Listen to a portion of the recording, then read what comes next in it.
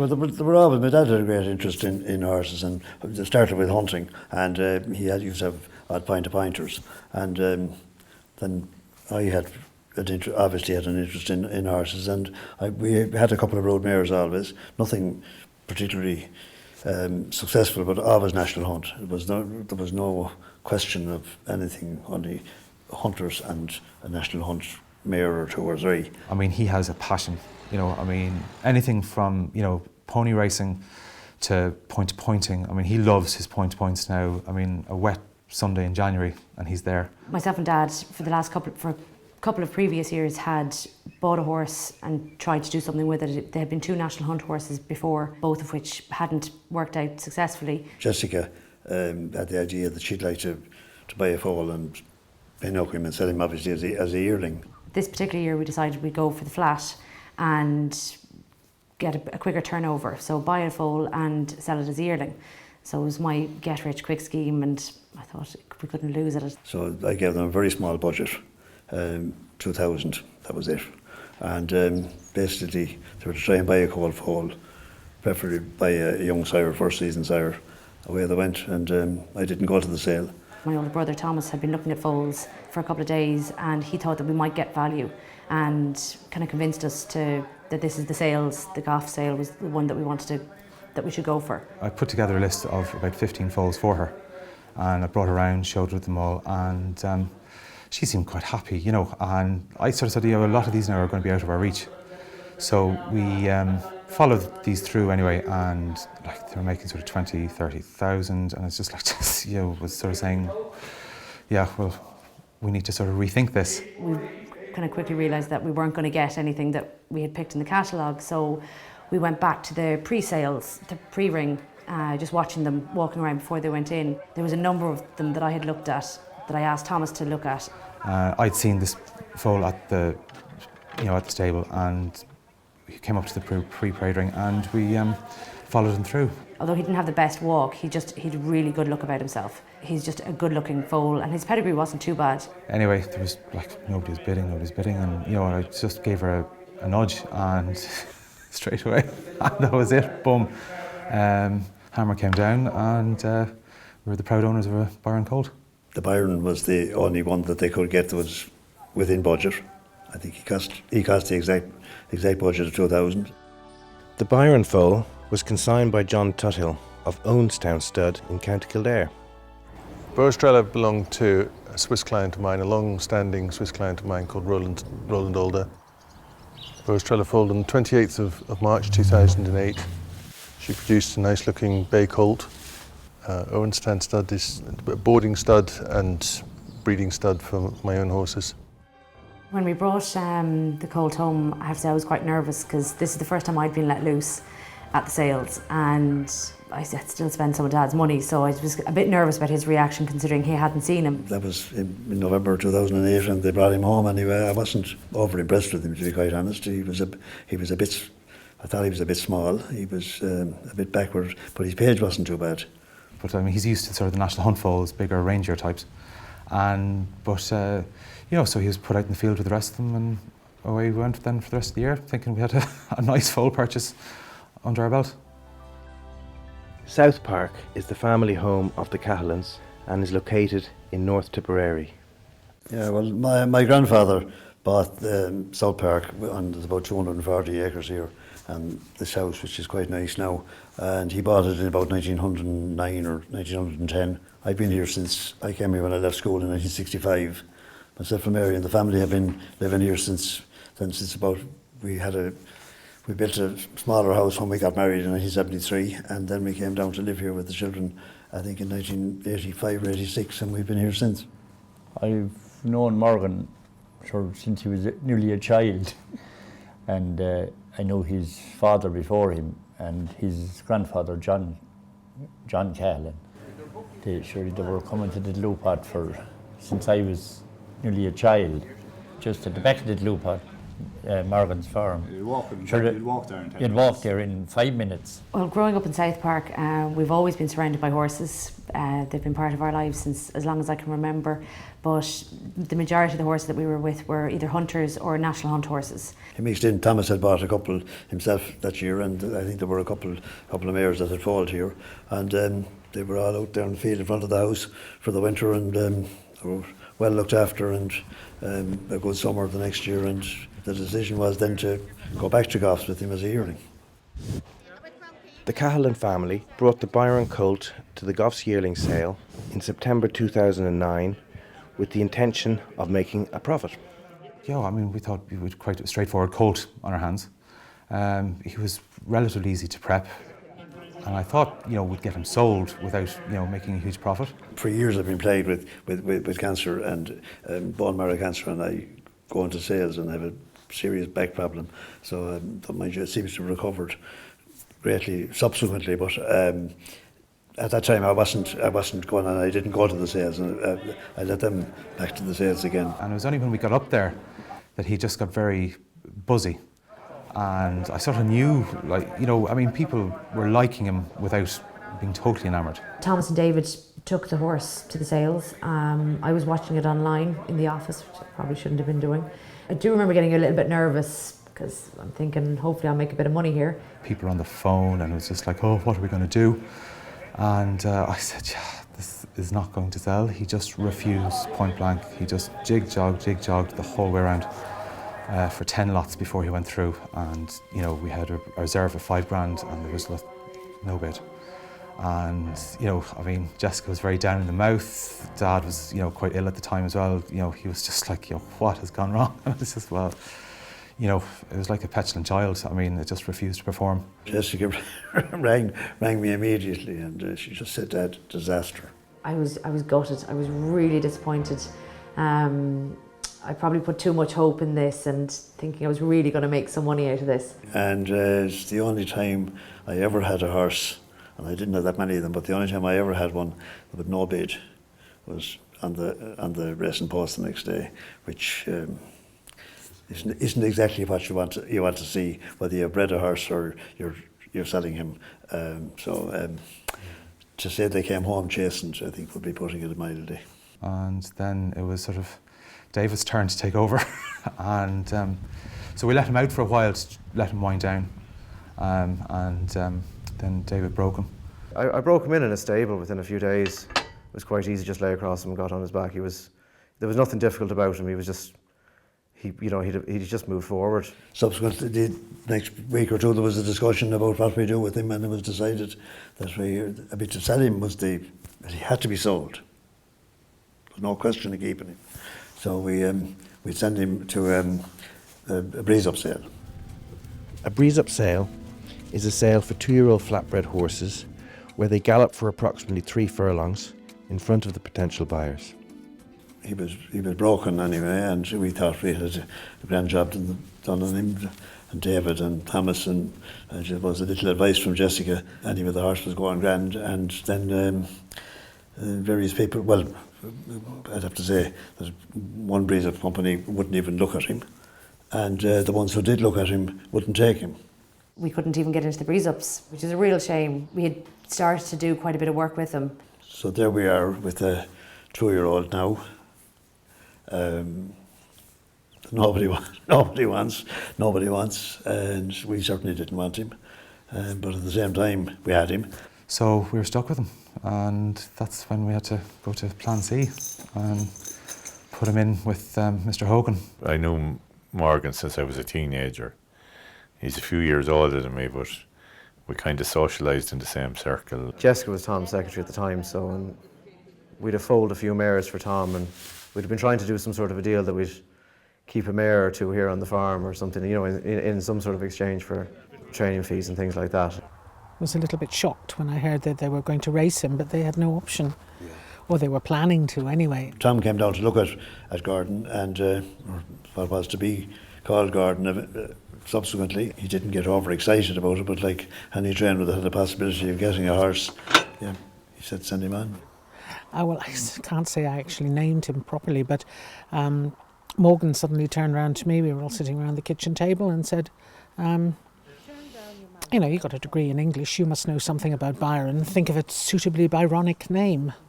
And the only thing I could think of at that moment was the destruction of Sennacherib. I didn't think Sennacherib sounded like a very good name. And I said, well, look, the man's name was George Gordon Lord Byron.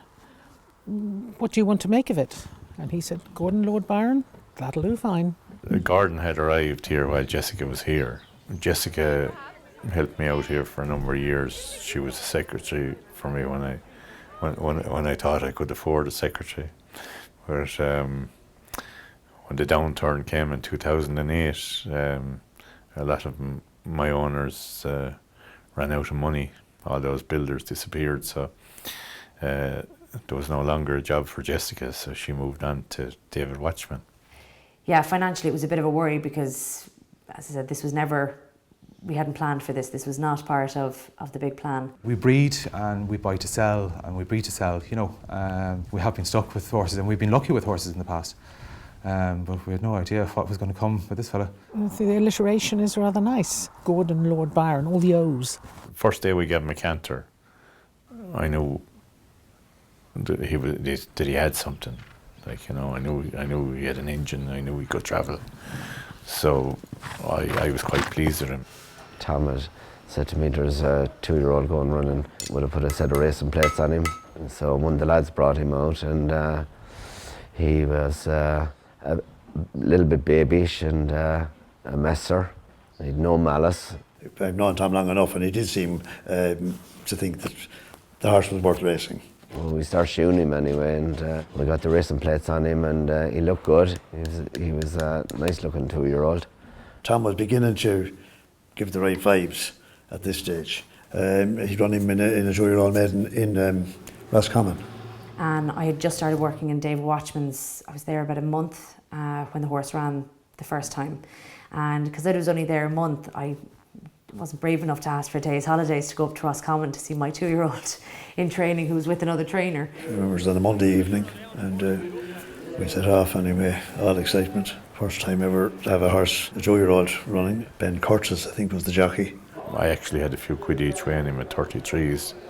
I thought that he even though it was a fairly competitive maiden, I thought that he had the ability to get placed, you know. Then down to the start and loaded up, no problem. Not a very big field, and no expectations of winning or even being placed, but just hoping that he'd get a nice educational run. And stalls opened, and he went about less than 100 yards, and stopped. And to my horror, he's holding a hind leg up as if he had broken his hip or broken a leg or something. It had been a horrible looking sight. Completely out of pace and losing action at the back, about to be pulled up, is Gordon Lord Byron. We're looking at it on the big screen, and it's just an owner's nightmare. He said his name quite quickly as being pulled up. Is Gordon Lord Byron. It was so unexpected because the horses don't pull up in a 2-year-old race. You know, they usually just finish. Yes, like the horse was absolutely hobbling lame. The horse ambulance was down in double quick time because they were just behind him. They'd only gone, I'd say, less than a furlong. That was horrible. It was horrible to see, and I just dreaded ringing Dad. And then when Dad rang me, a decision hadn't been made. Subsequently, when he was X-rayed, it was thought that he had a hairline fracture of his pelvis. Gordon bounded out of the stalls at an angle and partially collided with it, and hence fractured his pelvis. It was pretty tense. The vet was there, and he asked about putting him down, so I definitely wasn't on for that. So we've been quite upbeat on the way up because Tom was kind of bullish about him, and then it was a long drive home thinking, God, another bloody nag, yeah. Nothing had gone straight forward with this at all. It would have been, I suppose, around the middle of July, I think it was, around the middle of July, I think it was, when he got hurt. He stayed in Tom's probably until about November, and Tom had this unique idea that he'd put a lot of tyres in the stable, you know, old car tyres in the stable with him, because apparently the biggest danger with a horse with that kind of an injury is when he lies down, it's getting up. It's the danger, so the whole horse doesn't have to lie down. He put in maybe 20 tyres in the stable, and maybe more now, I'm not sure how many, I'd never counted them, but it looked awful. And the horse stood there for I'd say until about November. And then he was able to start walking again, and it was incredible really when you think about it. And that was at Tom Hogan's, and then we brought him home to do another stint of box rest, and then we had to get him gelded because at that stage he'd got really difficult to handle. I remember sort of thinking I'd take a few days to get up on him, but I actually got up on him pretty much straight away because you were kind of nearly safer on his back than you were stood beside him. He was very, very coltish.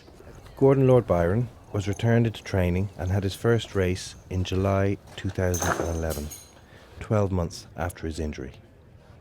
Tom Hogan always kept faith in Gordon Lord Byron, despite all his previous setbacks. He was ready to run again. Tom had a race in the Curl lined up for him, and you know, Tom is always confident going to these races. He's ever the optimist.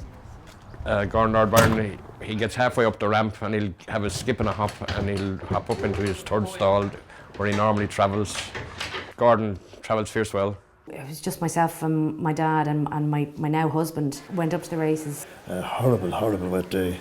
Tom couldn't understand why he run so badly, considering he'd been showing him so much. And Tom had always said that he really did, you know, show him a lot at home, and he really, really liked the horse. He finished a bad last. Despite Gordon Lord Byron's poor runs, he could only improve, and there was never the option to pull the plug. And just, I think, 4 or 5 weeks later, we took him to Bellestown. Tom rang me one night. He said, we'll go to Bellestown on Wednesday, Thursday, whatever day it was. I'd never been to Bellestown, I don't think, before. Neither me nor the Cahillans were very flush with money to go towards training, so basically he had to keep winning a bit of place money to keep him on the road and keep him going. That's why we were persevering, trying to win a maiden with him. Tom was doing very well, and I suppose I was starting to ride as an apprentice at the time. It wasn't always easy to get Wayne because he had 2 retainers at that time with Tommy Stack and Longfield. Tom Hogan booked me to ride him. I haven't seen him or anything before that, so he told me he had a nice horse and that he had a good chance. Well, I mean, Tom had given him encouragement to ride him positively. There were 10 bookmakers had him up at 100-1, but there were a couple of them had him at 125 and 150-1. Gordon Lord Byron is second, Diamond Days third. They're well clear of the rest and heading up towards the finish. It is Boom to Bust who's out in front. Gordon Lord Byron winning the battle for second with Diamond Days, but up towards the finish, Boom to Bust wins it cleverly. Second home is Gordon Lord Byron. He ran an absolute cracker race, and he sort of floated home from Bellestown. Absolutely certain he was going to do the business in the very near future, yeah.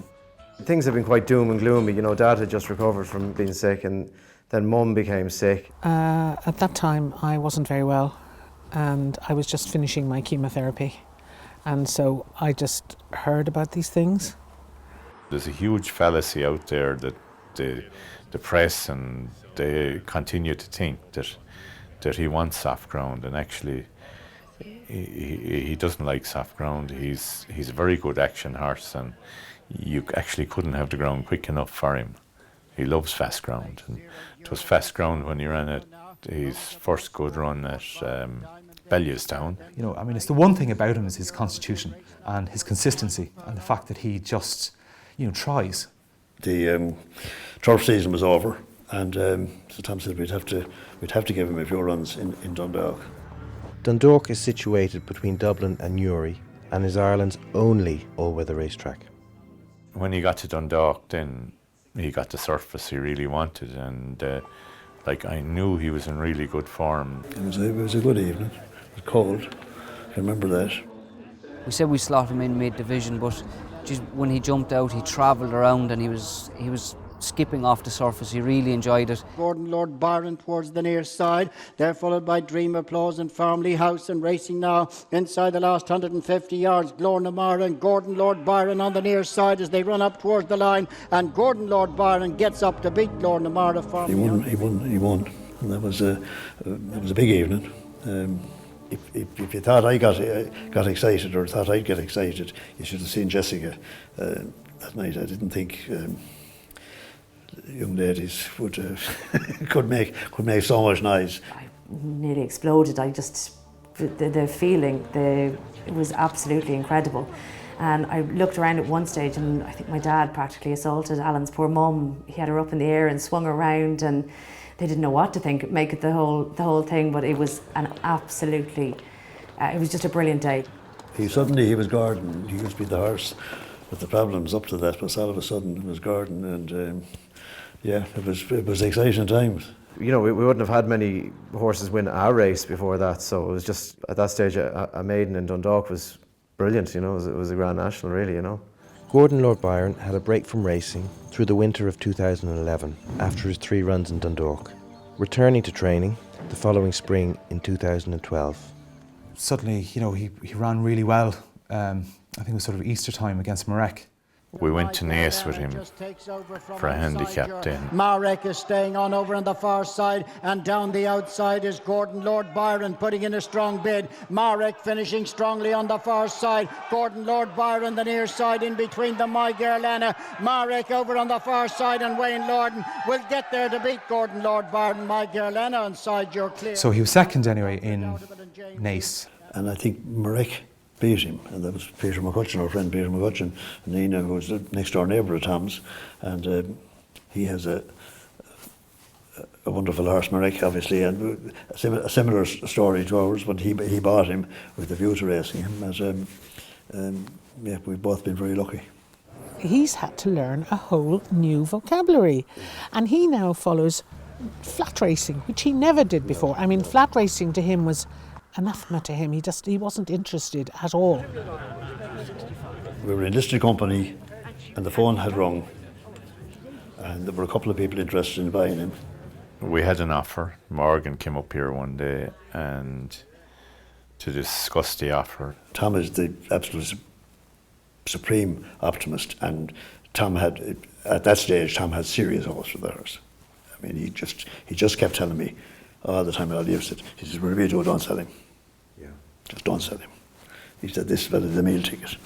And he said, this fella will get you money, serious money. Morgan came back up again, and he said to me, I have no money, but I have no mortgage.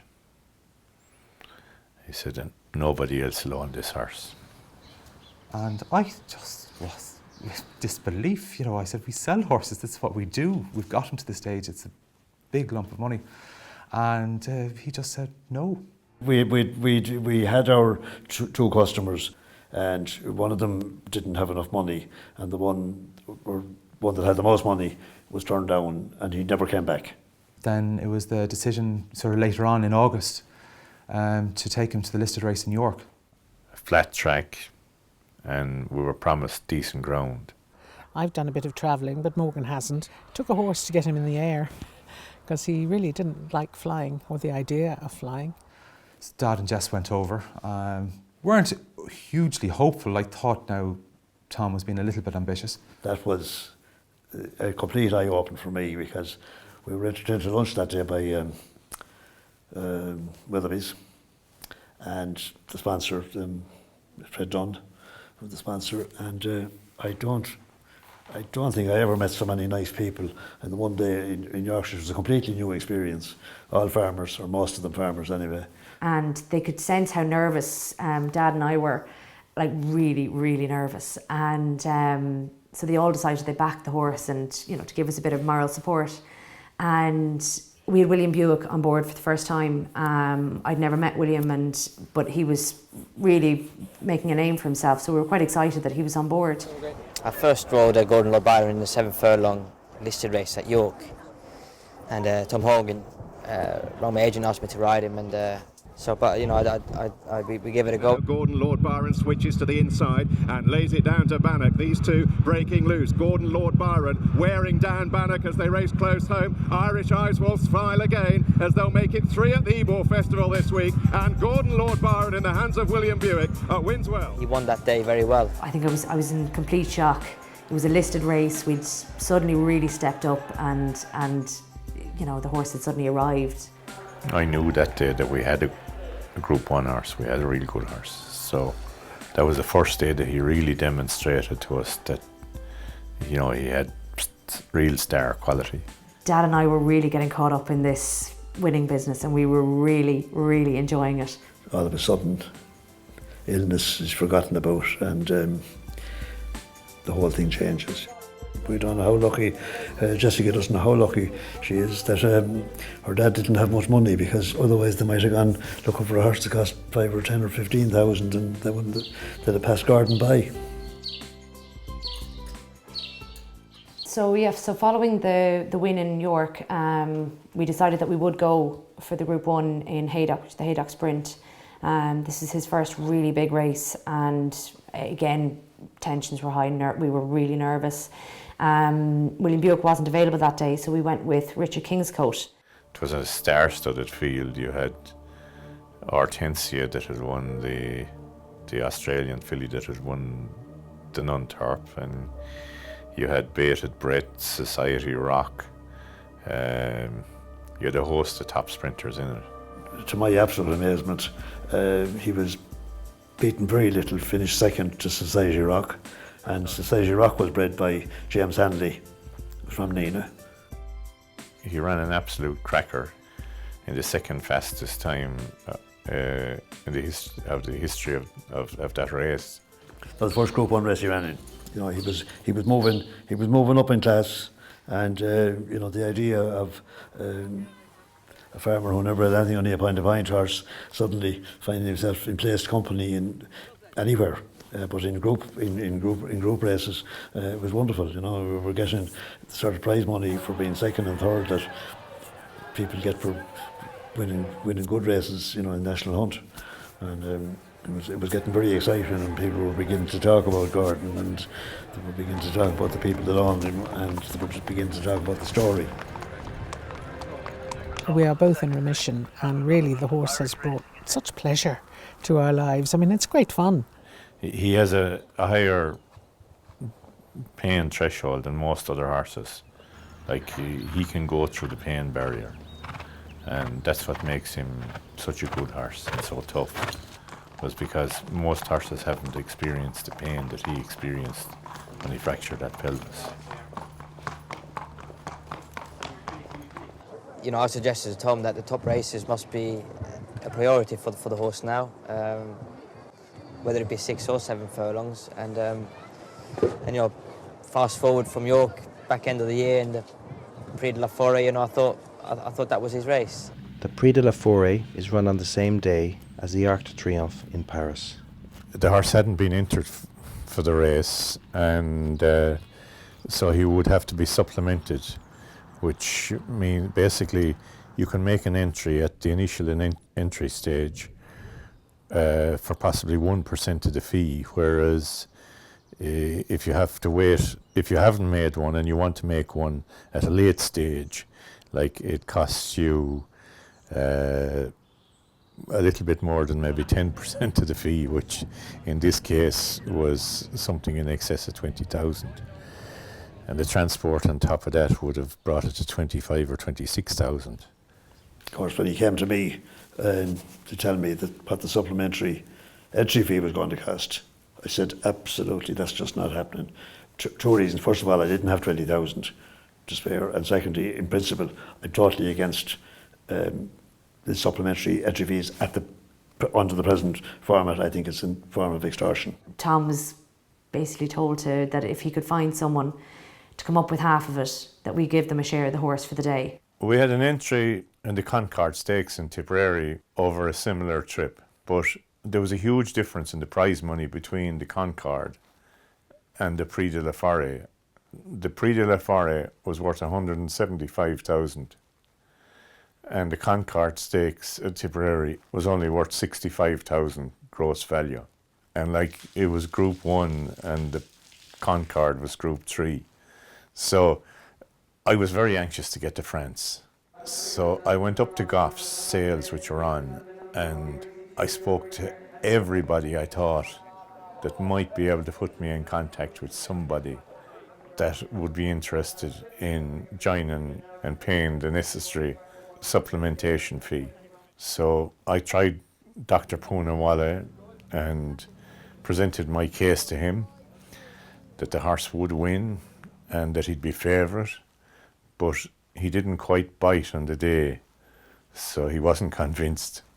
I remember at 9:30 on I think Tuesday morning before the race that he'd found this gentleman, Adolf Schneider, who's a Swiss businessman who has horses in Ireland, mares breeding stock in Ireland. We were sitting in the restaurant, my daughter and me, and we had a coffee there, and then my friend, Roland Older, comes to the table, and he is the breeder from Gordon Lord Byron, and said, look, this is Tom Hogan. He is the trainer from Gordon Lord Byron. They would like to go to Paris in Prix de la Forêt. Unfortunately, they have not enough money to supplement it here in the race. And then I said, okay, I pay the rest, but Gordon must run in my colors. That was not easy because I have colors in France, but not in Ireland. So we had to actually register Adolf Schneider's colours as Morgan's second set of colours to get over that hoop. My daughter, she is good in English, and she spoke with a person in France, and we had a few phones to France and here in Ireland, and then it was possible. And he agreed to come up with half the costs, and we gave him a share of the horse for the day, and Gordon was to run in his colours for the day. So neither my father or myself had ever met this man. It all happened very, very quickly, and before I knew it, within a couple of hours the horse was on a ferry heading for France. The day's racing in Longchamp, Paris is upon us. It started with, I had a massive row with Dad in the hotel that morning because the two of us were so tense and so nervous about everything, and we really weren't handling Group 1 success or stress very well. I think Tom had to step in between the two of us to calm us down. We got lost in the taxi. He then dumped us with our bags in the middle of nowhere. Then we had to walk to the track. It's the longest day I've ever been at a race, because for whatever reason the ferry is 2 races after the Arc. You know, it's 5 o'clock in the evening. Parti pour ce Qatar Prix de la Forêt sur le 8 American Devil. L'arrivée sera jugée. When they were racing, we were watching it from the parade ring, and I hadn't realised that there was 2 finishing posts for that race, and that we needed to get to the second one, not the first one.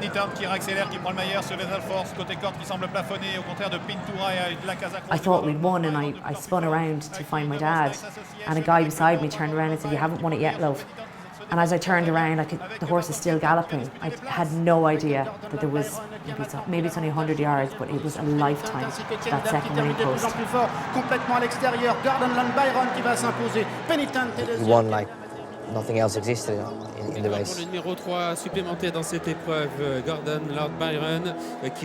know, we have a small little office down in further paddock in Newmarket, and I watched it on a small little box TV, but I think I was heard throughout the sales complex. It ended up from going from the worst days racing to the highlight. It was absolutely wonderful. I was with my daughter in Paris, and it was one of the greatest day in my life. It was absolute super. It was nice weather. We were the winner, and the owner from Gordon, Morgan, and his daughter, all were there. The first time they were in Paris, and it was absolute great. He never expressed any interest in coming in again. He was there. I mean, it wasn't his first time to have a winner in Longchamp. I've always found the story sends chills down my spine still, you know. I've trained lots of good horses over the years. To win a Group 1 in Longchamp, that was never one of my dreams, and it was brilliant to achieve it. Yeah, it was hugely sort of spoken about, the horse that nobody wanted. You know, I mean, was essentially worthless. To suddenly be a horse that has just earned a vast amount of money. You never thought in Ballingarry we'd have a Group 1 winner called Gordon Lord Byron. Sure, it was celebrations after winning the Group 1 races. After winning then in the Group 1, like, he was an obvious target for for the international invites. Dr. Schneider had done his business, and he was only had an involvement for one race and wasn't interested in anything else. And he'd had a good day in Longchamp, and Dr. Cyrus Poonwalla approached through his agent, Hugo Murray, with the view to have taken an interest in the horse. At this stage, he knew that the horse wasn't for sale. We had decided at this stage not to sell him, possibly a share in it, but we weren't selling the whole lot. My bloodstock agent, Hugo Murray, called me up and said, would you like to take a stake in a Group 1 winning horse, Gordon Lord Byron? And he wanted to get more of an involvement in racing in Europe. But of course, having been at the races, seen the horse and liked the whole romance of it all and the story, he decided to get involved in partnership with the Cahalan family. To go to Hong Kong obviously was going to be an expensive exercise, so Dr. Poonwalla came on board, and we had arranged it with him. The horse would carry his colours. He would cover certain amounts of the expenses. That appealed to me greatly, and that arrangement lasted for a year, I think, or a little more than 15 months. Kate O'Brien was already working for Tom Hogan when Gordon Lord Byron arrived into training. She travelled everywhere with Gordon at that stage. We were thrilled to have her with him because at this stage she knew him inside out. She knew his good days, his bad days, and when probably a lot of other people wouldn't have noticed. Tom rang me up and asked me would I travel to Hong Kong with him that December. That was my first trip to Hong Kong, obviously, and we flew him by plane in a cargo box. It was Gordon's first flight, because when we went to Paris, we went by road, by lorry.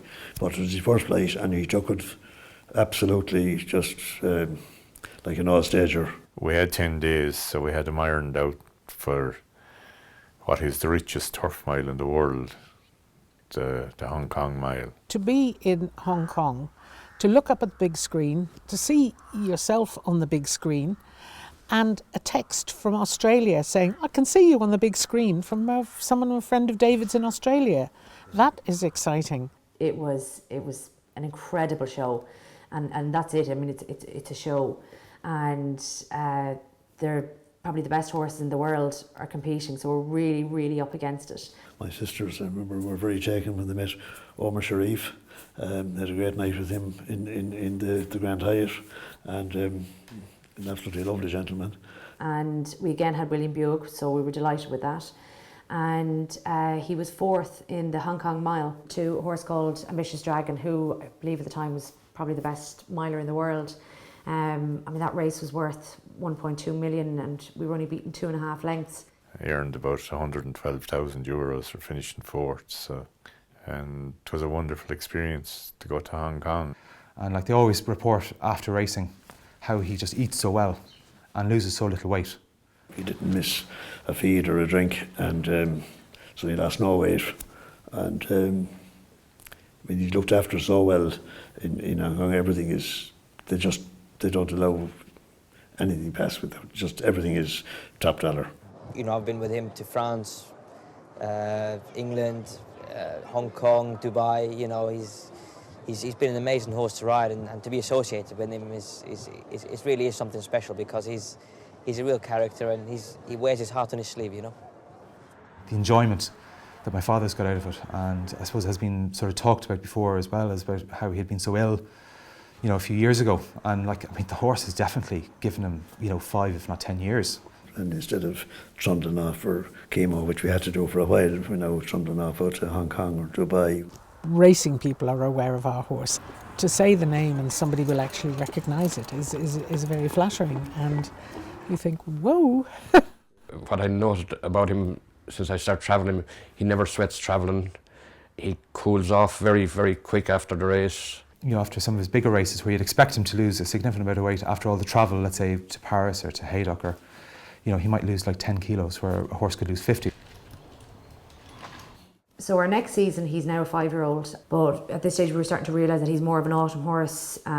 He really started to coming into his own towards the end of the summer, and we went to Deauville where he was third behind Moonlight Cloud, and we came back to Ireland and we won the Desmond Stake about 10 days later. But the main aim had been the Haydock Sprint, which we went back for again in September. Johnny Murtagh rode him, and we knew that he was getting to a peak in form as planned for the Haydock Sprint. Haydock always have it like where there tends to be a little bit of rain. It's a lovely track, and they always have a huge, like a massive cover of grass, and it's a beautiful track. It's beautifully put together. Here, Art and Gordon Lord Byron on the right. Lethal Force driven to try and get on terms. Now they quicken down inside the two, and Gordon Lord Byron has moved through on the far side to take over there. Slade Power challenging down the near side from Hoofit and Soul. Hamza's a couple of lengths off them. Gordon Lord Byron running that solo up the far rail, passing the furlong. Slade Power is giving chase. Then Soul and Hoofit, Hamza and Hawkeye the New,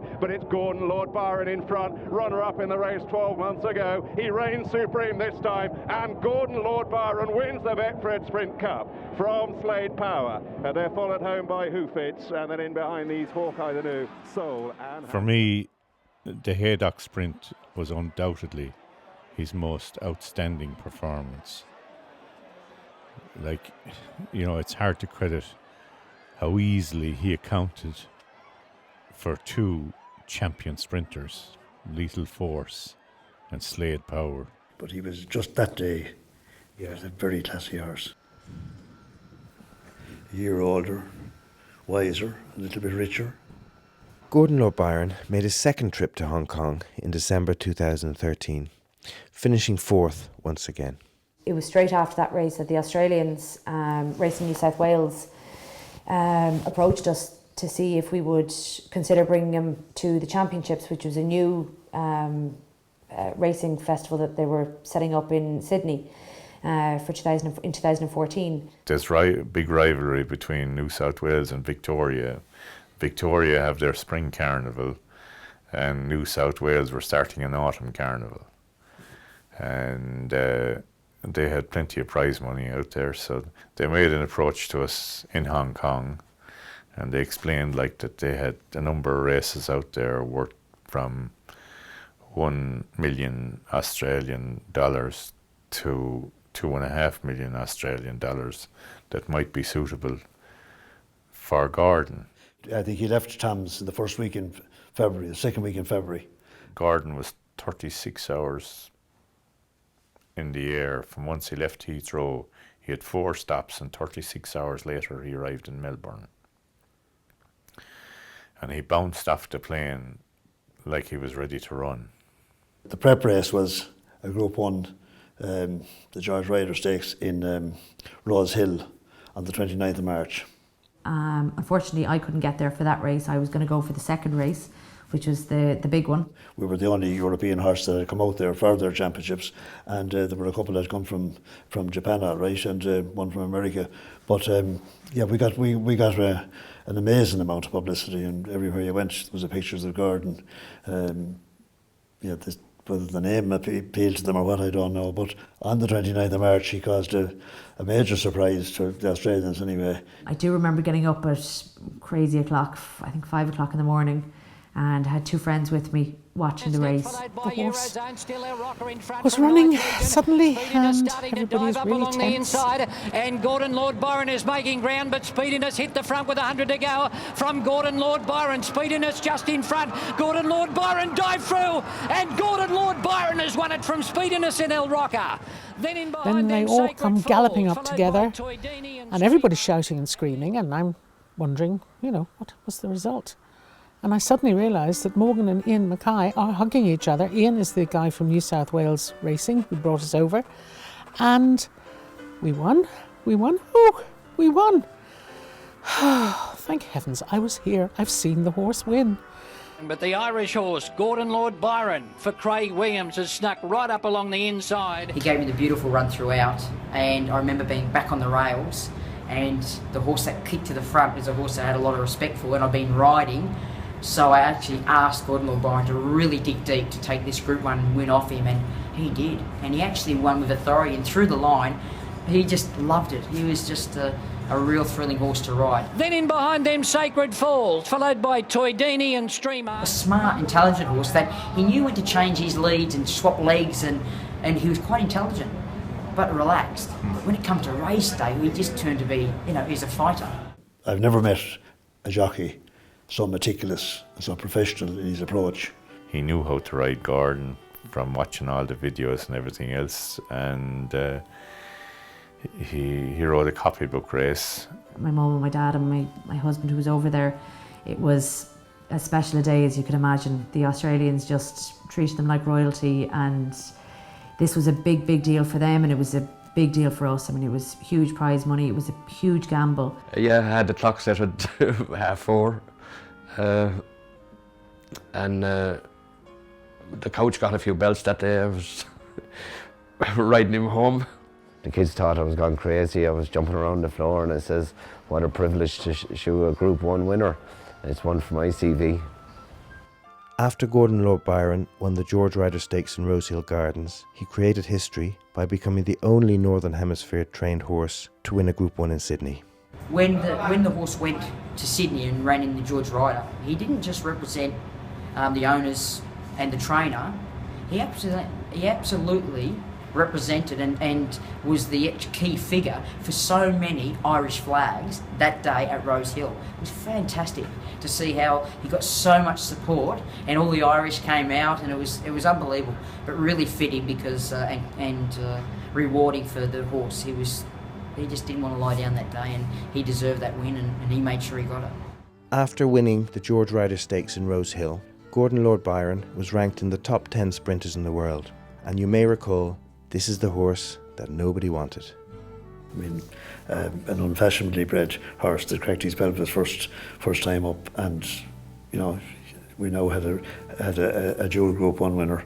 It was the first time that Australian racing had got on CNN, because everybody had bought the story about Gordon in Australia, and the fact that he'd cost so little and that he'd won so much, and he'd been, you know, run so many places, and like the New South Wales authorities were doing everything to publicise their new autumn carnival, and Gordon really did the business for them. The week following Gordon's win in Rosehill, we went down the coast, and we went down first to Brisbane, and then we flew up to Hamilton Island. On the Saturday of that week, we took out, I think it was probably for sheer entertainment and pleasure, it was probably the best day of my life. We went out to the Barrier Reef, and which is, you know, it's about 2.5 hours boat trip out, and we suddenly arrived at these pontoons out there and disembarked, and the colour and I mean everything. You see these things on television sometimes, and these amazingly exotic coloured fish, they're actually there in front of you. You can dip your toe in the water and they're there and you can feed them. But it was just a wonderful, wonderful day. You know, 30 degrees in the middle of the ocean, and not a bother in the world. And I now know why every young fella and every young girl in the country wants to go to Australia. And just sorry we didn't do it when we should have had. When we were coming back from Fraser Island in a place called Rainbow Beach, we had a sort of coffee break, and he went to buy something, a paper, and this woman came up and tapped him on the shoulder, the owner of the shop, and said, "You've got to buy this paper.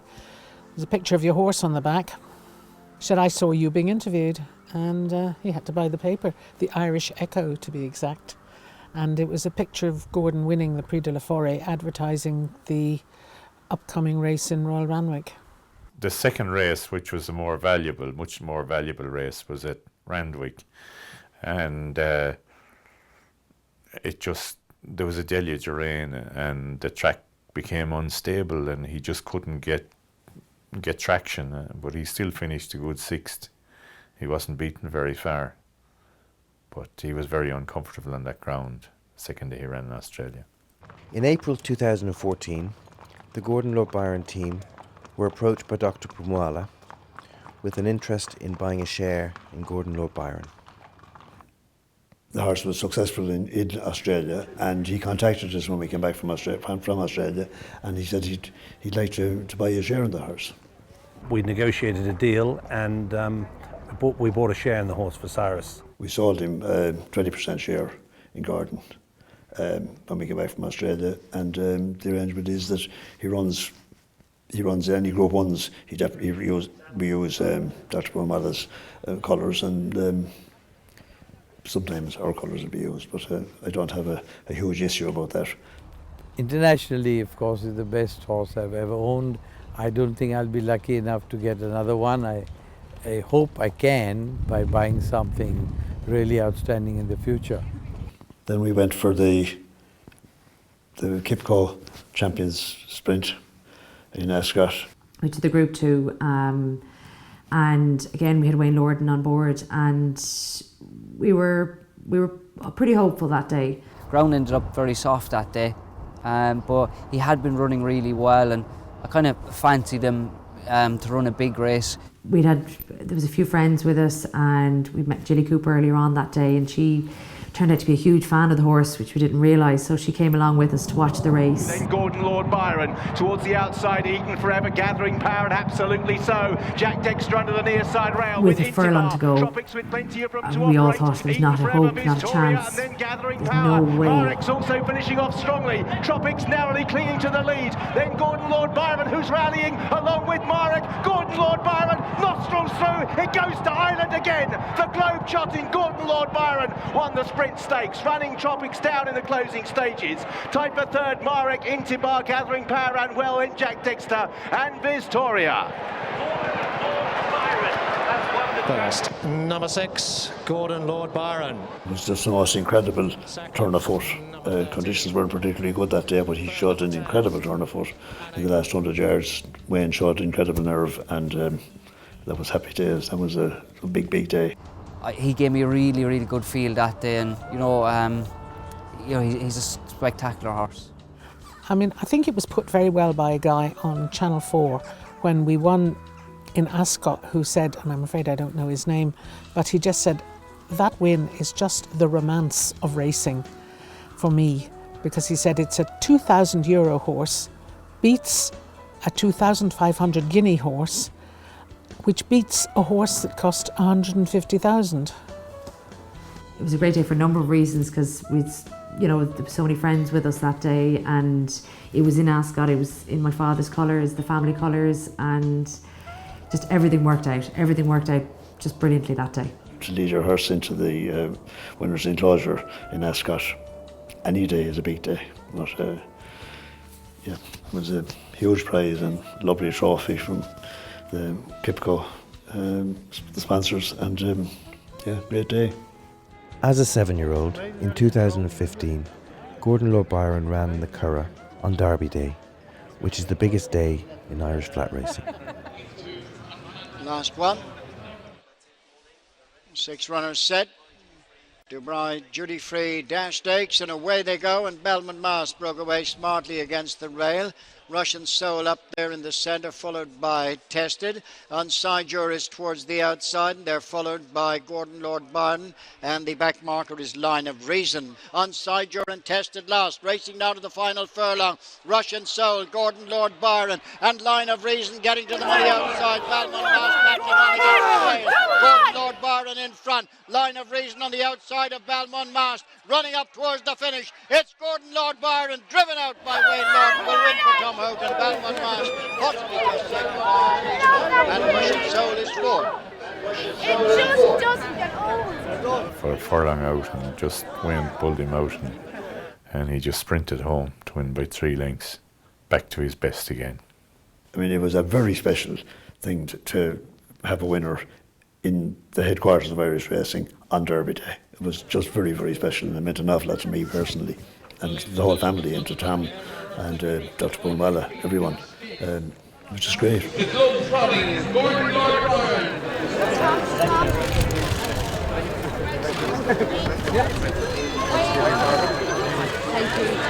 To win here Derby Day was, it was a great day, but he's a type of horse, every time he wins, people get a great kick out of it because there's a great story about it. So even when you come back into the winner's closure, everybody's happy and he gets a great clap because of the horse he is. Ladies and gentlemen, please show your appreciation for the winner of the White Beauty Free Dash Stakes, the connections of Gordon Lord Byron. You can bring him anywhere in the world.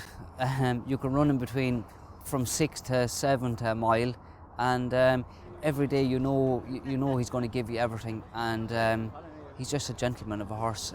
He's a great ride. I never like to talk too much about the millions because it worries me where it all goes to.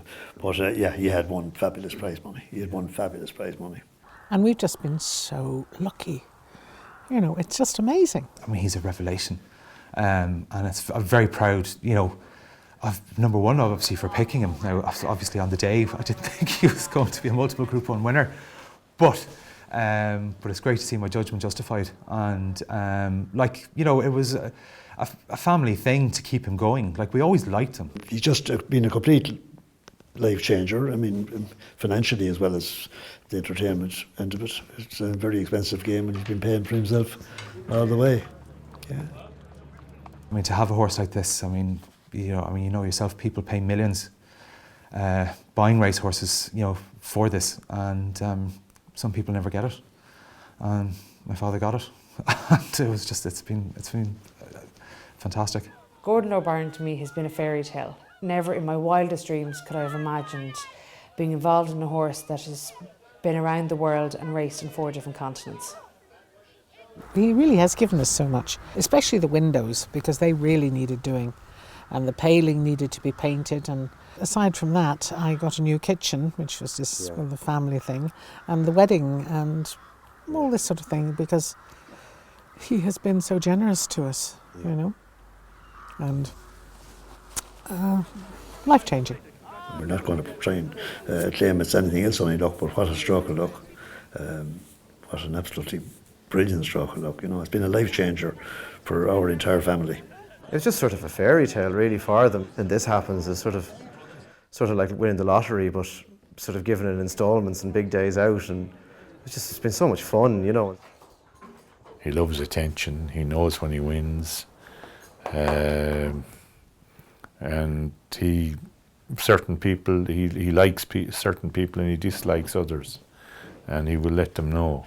Hopefully he'll retire in due course. He'll retire sound, and he'll be out there in front of the house. And yeah, he'll be well looked after. And we never, while he will drop, obviously, assuming he stays sound and everything, he may drop a certain amount in class. But he'd never go back to the lower grade racing again. I wouldn't. I wouldn't say I'd lower myself to that, but I certainly wouldn't ask the horse to go back there whenever he's finished. Whenever he can compete at listed company, time then to call it off. It's been an absolute privilege to have Gordon, and an absolute privilege to have Morgan, Jessica and Cyrus as owners. The whole package has been absolutely wonderful. A wonderful horse and wonderful people. My Byronic quotation is the only quotation I could find that Byron wrote about a specific horse. It's from his epic poem Mazeppa, and the actual quotation is, "Bring forth the horse. The horse was brought. He was indeed a noble steed, a Tartar of the Ukraine breed, who looked as though the speed of thought were in his limbs." I think it's lovely. I think it's quite apt. I think that's the story.